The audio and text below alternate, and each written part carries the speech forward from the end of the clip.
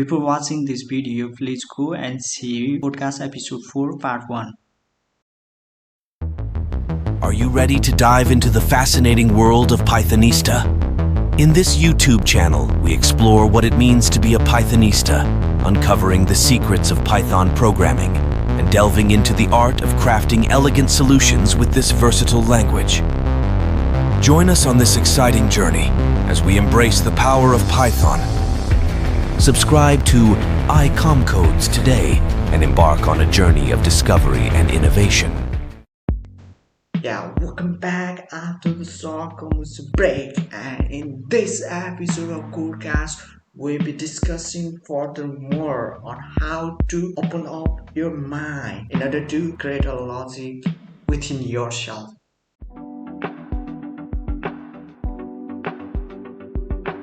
The illustration below is a flowchart for a loop. The execution starts and checks if the condition is true or false. A condition could be any logic that we want to test in our program. If it's true, it will execute the body of the loop, and if it is false, it will exit the loop. As you see, the execution encounters the if condition and acts accordingly. If it is true, it executes the body, and if it is false, it executes the if statement. For example, a is equals to b, b is equals to 20. If a is less than b, print b is greater. Now let me tell you something about loop control statements. To control the flow of loop, or to alter the execution based on a few specified conditions, we use the loop control statements. The control statements are used to alter the execution based on the conditions. In Python, we have three control statements. They are break, continue, and pass. Break statement is used to terminate the execution of the loop containing it. As soon as the loop comes across a break statement, the loop terminates and the execution transfers to the next statement following the loop. Here is the illustration of break statement. Okay, we have a test expression. If it is true, it will break. Yes, then statement below loop, and if no, remaining body of loop, or something just like that. This is an illustration of break statement. As you can see, the execution moves to the statement below the loop when the break returns true. Let's consider the example of break with a better example. For value in string, if value is equals to I, break, print value, then print the int. Okay, output gives str the int, right? Here the execution will stop as soon as the string I is encountered in the string, and then the execution will jump to the next statement. Okay, next is continue. The continue statement is used to skip the rest of the code in the loop for the current iteration. It doesn't terminate the loop like the break statement and continues with the remaining iteration. This is the illustration of continue statement. When continue is encountered, it only skips the remaining loop for that iteration only. For example, for value in a string, if value is equals to I, continue, print value, print the int. Output will be strng the int. It will skip I, right? I is skipped here. This is the statement, continue statement. Okay, so it will skip the string I in the output, and the rest of the iteration will still execute. All the letters in the string I will be printed. Okay, another is pass statement. The pass statement is a null operation. It basically means that this statement is required syntactically, but you do not wish to execute any command or code. Take a look at the code below. For value in place, if value is equals to a, pass, print pass block, print value. Output will be ple pass block ase.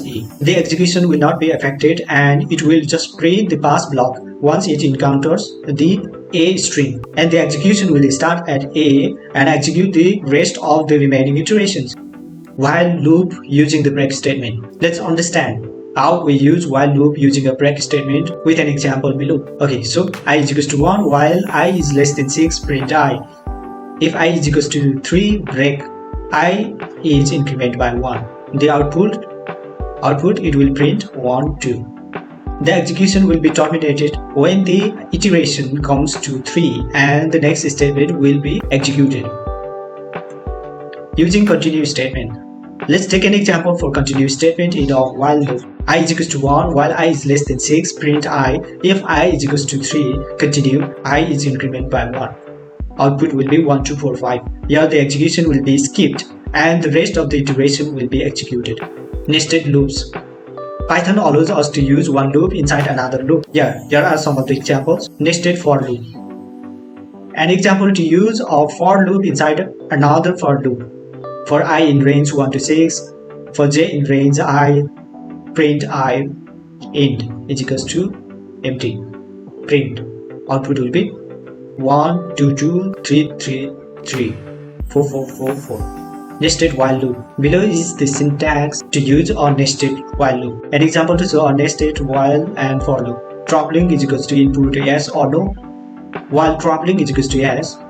Norm int input number of people. For norm in range 1, norm plus 1. Name is equals to input name and age is equal to input age.